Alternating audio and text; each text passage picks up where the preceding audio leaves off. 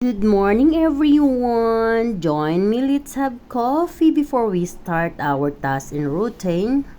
Let's have coffee and let's enjoy. Good morning. Let's have coffee.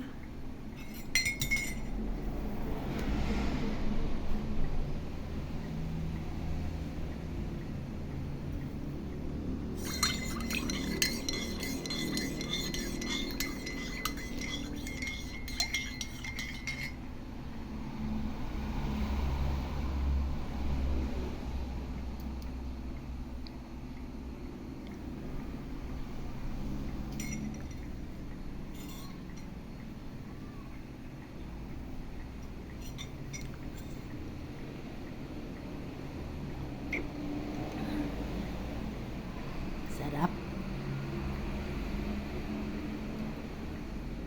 Mm.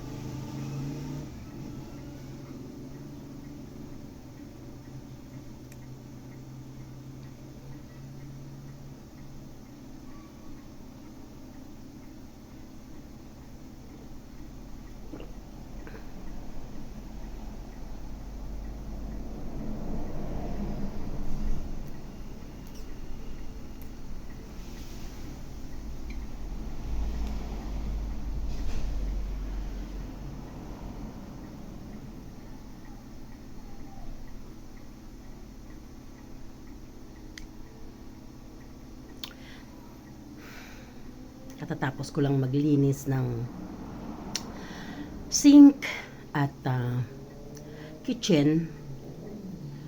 Tapos ko lang mag-sanitize ng sink.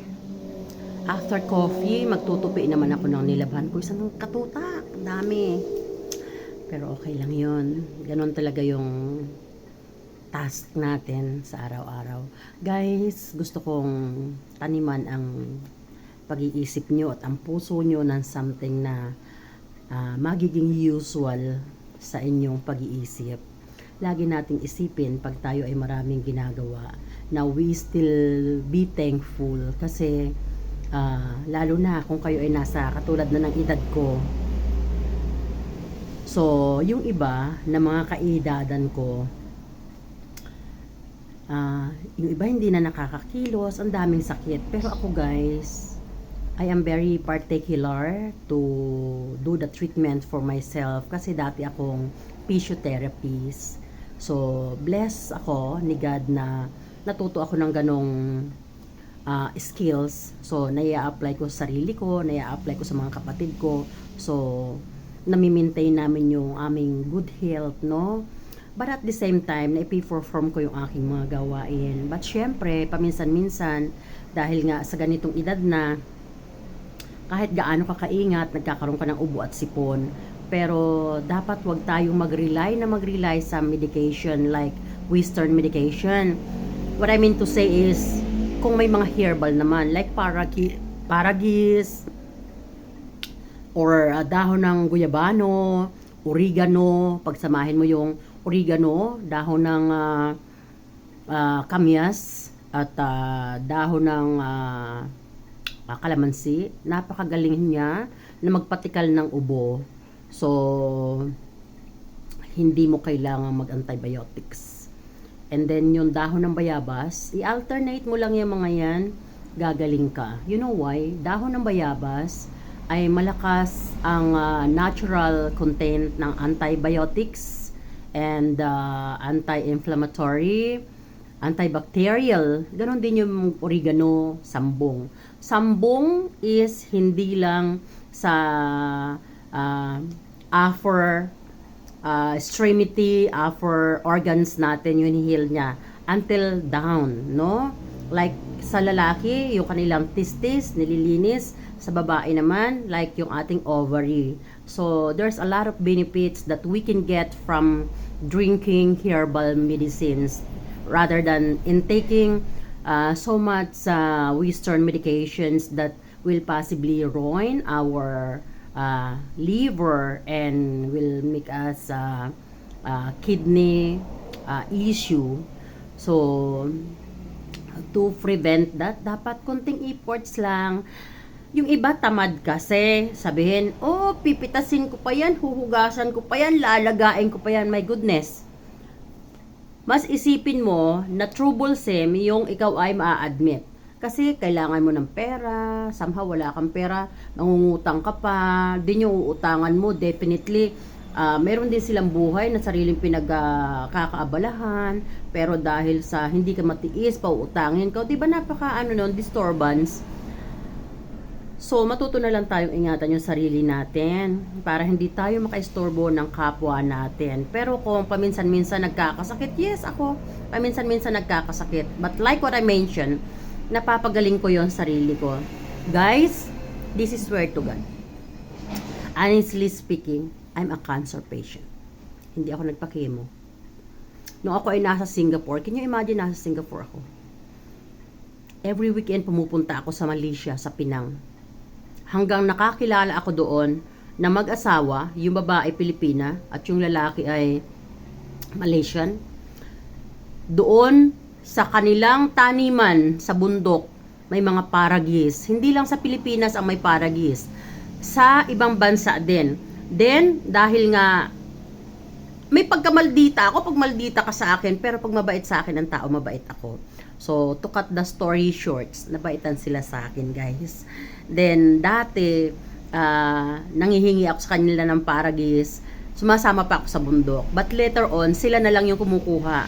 And then, yung dahon ng guyabano, pati yung mga bulaklak na lalaglag na sa ground, binibigay nila sa akin yon. Sinamahan na rin nila ng ugat ng guyabano. Tingnan mo kung gaano kabait si God. Once na mabait tayo sa kapwa, God will always find someone to help us. And that is everything works of the Lord. Hindi natin kakayaning mag-isa, guys. Kaya dapat lagi tayong lumapit kay God. Lagi nating tawagin si God. Lagi nating isurrender kay God ang lahat ng kabigatan natin. Alam mo nung sinabi ng doktor noon na oh, you have stage 2 breast cancer, you need to go for a chemo. And then sumunod pa yung yung fibroid ko sa aking ovary. Nagpa-DNC ako, no? Nagpa-surgery ako sa aking ovary, pero it's not working. Alam nyo anong nag-work sa akin? Prayer. Prayer. Ang miraculous healing ni God with my efforts. Siningi ko kay God, God, ituro mo po sa akin lahat ng mga kagalingan ko without intaking any medication. May nag-intake ako, guys, ng chemo, hindi ko kaya. Para akong walang buto. And then, yung mood ko, dati swing mood lang ako. Then all of a sudden, yung mood ko, hindi na talaga nagiging okay. Kasi, hilong-hilo ako, para akong walang buto. Basta, hindi maganda yung pakiramdam. So, I stop. Kasi, kailangan kong i-continue yung trabaho ko. Dahil, hindi ko naman pwede sabihin sa family ko na, wag na muna kayong kumain kasi masama ang pakiramdam ko. I cannot work, di ba?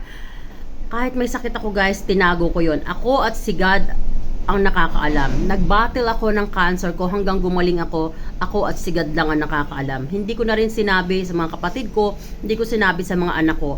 Kasi baka ma-mention nila sa mama ko, buhay pa yung mama ko noon. Baka ma-mention nila sa lola ko, ang lola ko yung nagpalaki sa akin, madamdamin siya. Baka mamaya mag-isip siya, magkasakit siya. So inisip ko, baka magkasakit siya, so magiging problema pa. So hayaan ko na lang, ako na lang at si God. Pero ang bait ni God, pinagaling niya ako. Yes.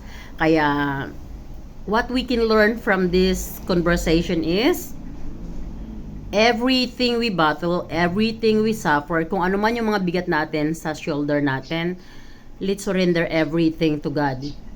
Hindi natin nakikita si God, pero every time na nagko-confide tayo sa Kanya, kinukomport niya tayo. Tinatap niya yung shoulder natin. Don't worry, I will do my best thing for you. You'll be okay. Yes. And that's my own experience. Based on my experience, yes. So, I love you all guys and God bless everyone. Bye.